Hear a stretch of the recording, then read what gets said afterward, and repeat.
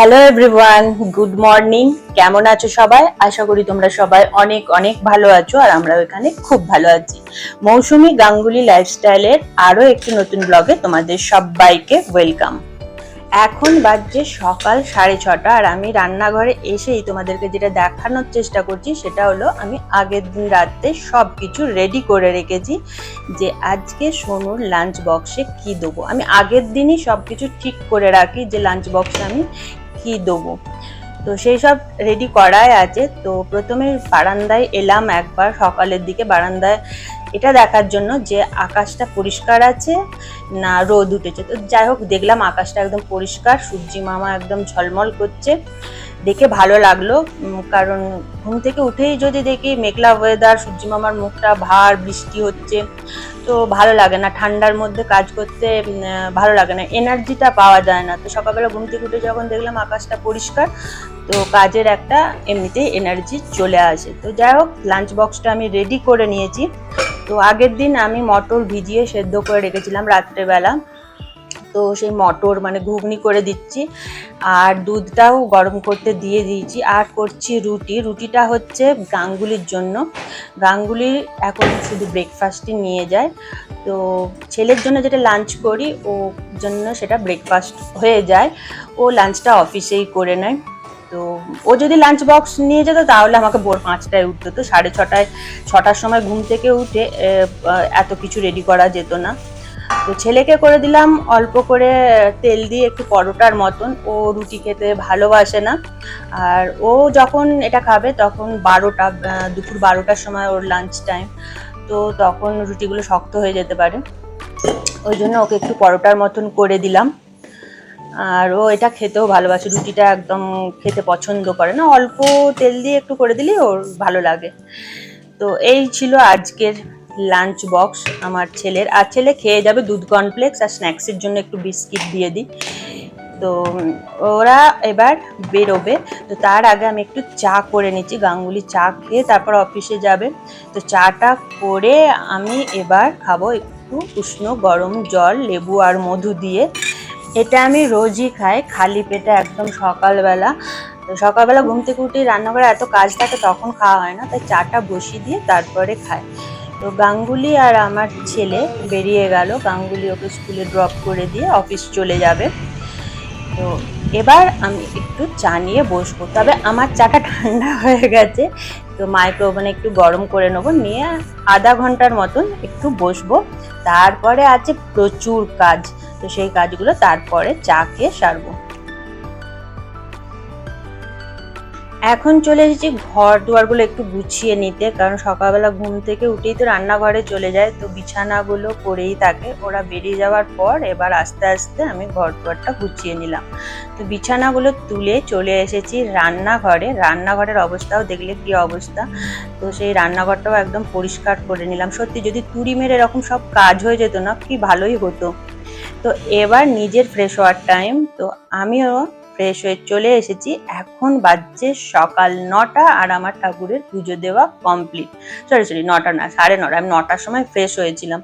তো পুজো দিয়ে চলে এসেছি জুস খেতে, যেটা বিট গাজরের জুস, তোমাদেরকে আগেই দেখেছি, এটা আমি রোজ খালি পেটে খাই। তো ব্রেকফাস্ট করার আগে এটা আমি খাই, এটা এখন খেতে খেতে আমার অভ্যাস হয়ে গেছে, তো ভালোই লাগে, খারাপ লাগে না। তো আমি আগে দেখিয়েছি কিভাবে বানায়, আগে ব্লগগুলোই তোমরা চাইলে দেখে নিতে পারো। তো এখন নিজের জন্য ব্রেকফাস্ট বানাচ্ছি। তো ব্রেকফাস্টে করছি আমিও ওই রুটি খেতে পারি না, রোজ একটু ঘি দিয়ে পরোটার মতন করে নিই, এটা খেতে আমার খুব ভালো লাগে। আমার ছেলেকেও ভাবি ঘি দিয়ে দেবো, কিন্তু যদি ঘি শক্ত হয়ে যায় ওই জন্য ওকে ঘি দিয়ে বানিয়ে দিই না, ওকে অল্প তেল দিয়ে দিই। আর গাঙ্গুলি তো পছন্দ করে না ব্রেকফাস্টে সব তেল মশলা খাওয়ার। তো আমার এটাই ছিল ব্রেকফাস্ট, ঘিয়ের পরোটা আর ওই ঘুগনি, একটু পেঁয়াজ লেবু ছড়িয়ে।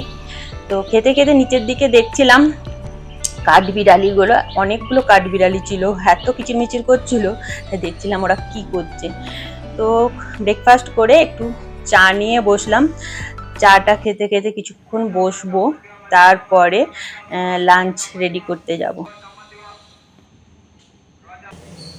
লাঞ্চের জন্য চাল ডাল আমি ভিজিয়েই বসেছিলাম, তো ডালটা কিছুক্ষণ ভিজিয়ে রাখার পর আমি সেদ্ধ করতে দিয়ে দিলাম। তো ডালটা আমার সেদ্ধ হয়ে গেছে। এখন আমি গ্যাস অফ করে একটু রাস্তায় যাচ্ছি। হঠাৎ করে মনে পড়লো আজকে তো নিরামিষ, কি রান্না করব। তো প্রথমে ঠিক করেছিলাম আলু পোস্ত করব। গাঙ্গুলি আবার শুধু আলু পোস্তটা ভালোবাসে না, ওই জন্য ভাবলাম যাই, সামনেই তো দোকান, মানে সবজি বাজার, আমাকে বেশি দূরে যেতে হবে না। তো সেখান থেকে আমি নিতে এসেছি দুটো ঝিঙে।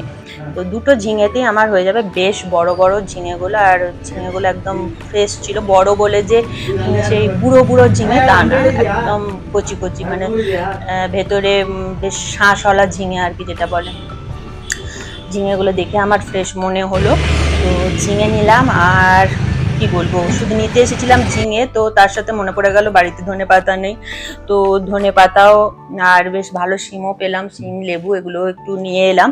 তো ধনেপাতাগুলো প্রথমে আমি ভালো করে কুচি কুচি করে কেটে বেছে ধুয়ে পরিষ্কার করে এগুলো একটু জল ঝরতে দেবো, তারপরে ফ্রিজে তুলে রাখবো। তাহলে আমার এক সপ্তাহের মতন চলে যাবে। আর আমার ধনেপাতা কারি পাতা প্রচুর লাগে। আর এই যে ঝিঙে সবজি সমস্ত কিছু আমার কাটা হয়ে গেছে। এরপর আমি ডালটা করব, একদম পাতলা করে মুসুরির ডাল করছি, শুকনো লঙ্কা রাঁধুনি ফোড়ন দিয়ে।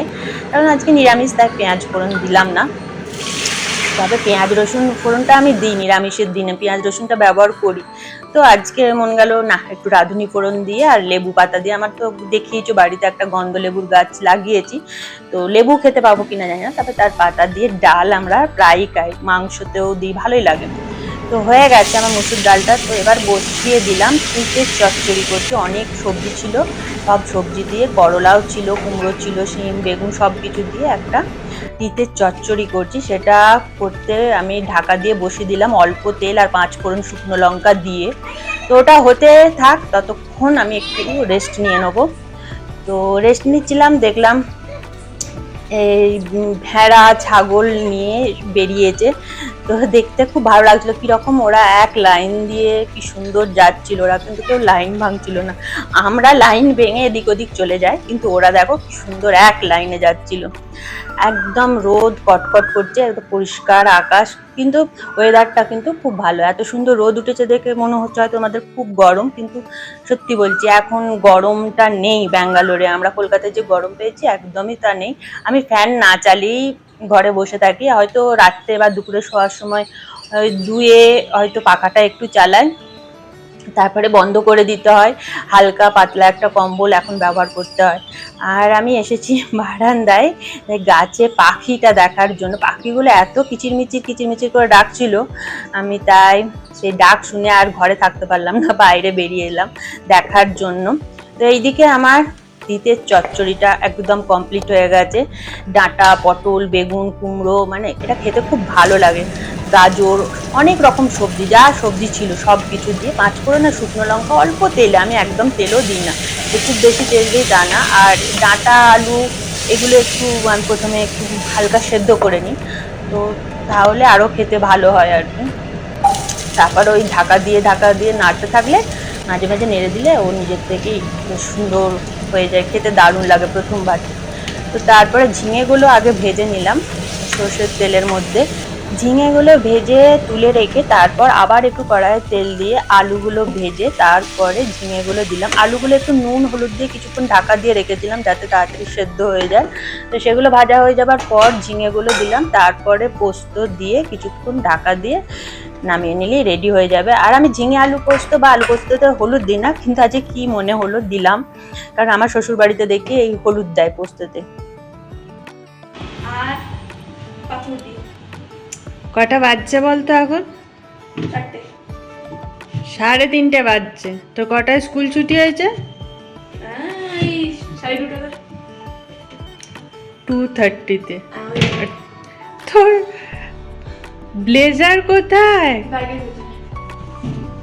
পুরো লাল হয়ে গেছে, কি অবস্থা! তুই জানিস তুই না এলে আমি খাই না, আমার খিদে পেয়েছে। কতবার বলি খেয়ে নিতে, তাও খাবো না, একসাথে দুজনে ভাত খাবো না আমরা? তাড়াতাড়ি ফ্রেশ হয়ে নাও, তারপর আমরা একসাথে খাওয়া দাওয়া করবো। ও স্কুল থেকে আসার পর একটু গ্লুকন্ডি করে দিচ্ছি, কারণ দেখলি রোদে ঘেমে কি অবস্থা, খেলাধুলা করে ফিরেছে। তো ও জল খাচ্ছিল এসে, আমি বললাম দাঁড়া একটু ওয়েট কর, আমি গ্লুকন্ডি করে দিচ্ছি।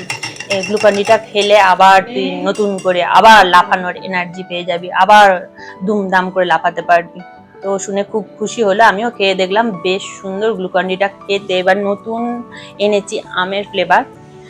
তো এবার ও ফ্রেশ হয়ে চলে এসেছে, তো ওর জন্য আমি লাঞ্চ থালিটা সাজিয়ে নিচ্ছি। তো ওর একটা আফসোস যে ওকে দিদা ওকে গোল্ডেন কালারের থালাতে সুন্দর করে সাজিয়ে খেতে দিই, কিন্তু আমি ওকে সিলভার থালাতে কেন খেতে দিই। তো এই জন্যই ওকে আজকে এইভাবে সুন্দর করে গোল্ডেন থালাতে সাজিয়ে খেতে দিচ্ছি। তো সবকিছুই দিয়েছি, দেখি ও খায় কি না। ওকে খেতে দিয়ে আমিও বসে যাব ওর সাথে। আমি ইচ্ছা করলে আগে খেয়ে নিতে পারি, কিন্তু ইচ্ছা করেই খায় না, কারণ ও এসে ওর স্কুলের যত গল্প এই সময়টায় পায় আমাকে বলার জন্য। অন্য সময় আমিও নানা কাজে ব্যস্ত থাকি, ওর কথা শোনার আর টাইম হয় না, ভুলে যায়। তাই এই সময়টা রাখি ওর জন্যই। আমি ওই জন্য আগে খাই না, খেয়ে নিলেই ক্লান্ত হয়ে আবার শুয়ে পড়বো। তাই একসাথে খেতে খেতে একটু ওর সাথে গল্প করে নিই। ইয়েলো করলে তার আম্মা ইয়েলো করে, ওই জন্য আমি আজকে ইয়েলো করেছি। আর এটা চিবিয়ে দাও, সবাই দেখছে কিন্তু তুমি কত ভদ্র ছেলে। ইস, ডানগুলো বাচ্চাটার মতো কাছে একটু ভদ্র হবে না।